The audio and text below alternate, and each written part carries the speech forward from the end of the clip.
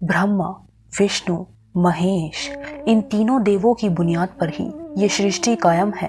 ब्रह्मा जिन्होंने इस सृष्टि का निर्माण किया और भगवान शिव जो संहारक हैं। लेकिन आज हम आपको बताने जा रहे हैं इस सृष्टि के पालनहार के 10 अवतार के बारे में। इसलिए इस वीडियो को अंत तक देखिए ताकि आपको इन अवतारों की बिल्कुल सटीक जानकारी मिले। नमस्कार दोस्तों, एक बार फिर से स्वागत है आप सभी का हमारे चैनल शिव भक्ति पर। मत्स्य अवतार यानी मछली।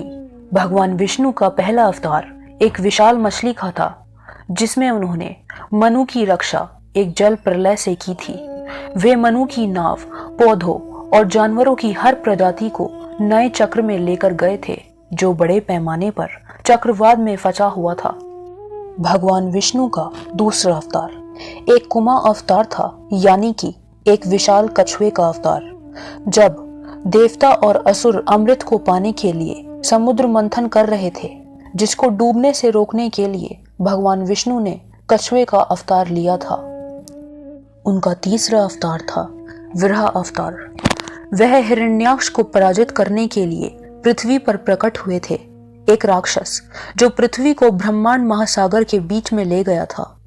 ऐसी मान्यता है कि विरहा और हिरण्याक्ष के बीच युद्ध 1000 साल चला था, जिसमें अंत में विरहा जीत गए। विरहा पृथ्वी को अपने दांतों के बीच रखकर सागर से बाहर ले आए। उनका अगला अवतार है नरसिंह अवतार, यानी कि चौथा अवतार, जो आधा मनुष्य और आधा शेर का था। राक्षस हिरण्यकश्यप यानी हिरण्याक्ष के बड़े भाई, जिसे ब्रह्मा से एक विशाल और शक्तिशाली वरदान प्राप्त था, जिसकी वजह से उसे ना तो कोई मनुष्य ना कोई जानवर द्वारा दिन या रात पृथ्वी या सितारों पर किसी भी हथियार से नहीं मारा जा सकता।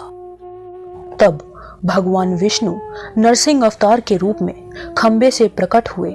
उसके बाद उन्होंने घर की दहलीज पर शाम के समय हिरण्यकश्यप को अपनी जांघों पर रखकर अपने नाखून से उसका वध किया।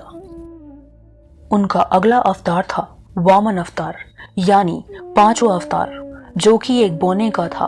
भक्ति और तपस्या के साथ बलि हिरण्यकश्यप के चौथे वंशज, दृढ़ता के देवता इंद्र को पराजित करने में सफल हो गए और तीनों लोकों पे अपना अधिकार कर लिया।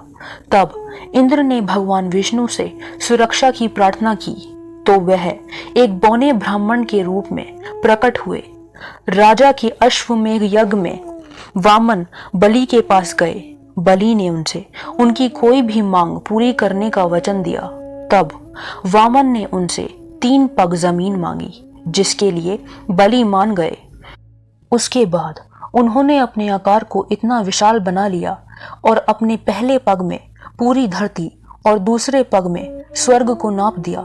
बलि समझ गया कि यह कोई आम वामन नहीं बल्कि स्वयं भगवान विष्णु का रूप है, और बलि तभी भगवान विष्णु के चरणों में नतमस्तक हो गए और उनसे कहा कि वे अपना तीसरा पग मेरे सर पर रख दें। अवतार ने वैसा ही किया और तब बलि को अमृत वरदान प्राप्त हुआ और फिर वामन ने उन्हें पाताल लोक का शासक बना दिया। उनका अगला अवतार है परशुराम। वह जमदग्नि और रेणुका के पुत्र थे। उन्हें शिव की कठोर तपस्या के बाद कुल्हाड़ी मिली थी। उन्हें न्याय का देवता भी माना जाता है। हिंदू धर्म या योद्धा संत में पहले ब्राह्मण क्षत्रिय हैं। राजा कार्तिकेय अर्जुन और उनकी सेना ने अपने आश्रम में परशुराम जी के पिता का दौरा किया और संत उन्हें दिव्य गाय कामधेनु के साथ खिलाने में सक्षम रहे। इसलिए राजा ने गाय की मांग की, लेकिन जमदग्नि ने इनकार कर दिया। तब राजा ने आश्रम को नष्ट कर दिया और गाय को साथ ले गया। परशुराम जी ने राजा को मार डाला और उनकी पूरी सेना को नष्ट कर दिया। बदले में कार्तिवेर्या के पुत्रों ने परशुराम जी के पिता की हत्या कर दी। तब परशुराम जी ने पृथ्वी पर प्रत्येक क्षत्रिय को मारने की शपथ ली और उनके खून से 5 जेलों को भर दिया। आखिरकार उनके दादा ऋषि रुचेका उनके सामने प्रकट हुए और उन्हें रोक दिया। वह चिरंजीवी यानी अमर है। माना जाता है कि वो महेंद्रगिरी पर्वत पर तपस्या कर रहे हैं। विष्णु जी का सातवां अवतार राम अवतार। अयोध्या के राजकुमार जिन्हें मर्यादा पुरुषोत्तम भी कहा जाता है, वह हिंदू धर्म में आमतौर पर पूज्य अवतार हैं और उन्हें एक आदर्श और वीर पुरुष माना जाता है। उनकी कथा हिंदू धर्म ग्रंथ रामायण में सुनाई गई है। उनकी धर्म पत्नी का अपहरण लंका के राजा रावण ने कर लिया था। तब वे लंका गए, रावण का वध किया और सीता को छुड़ाया।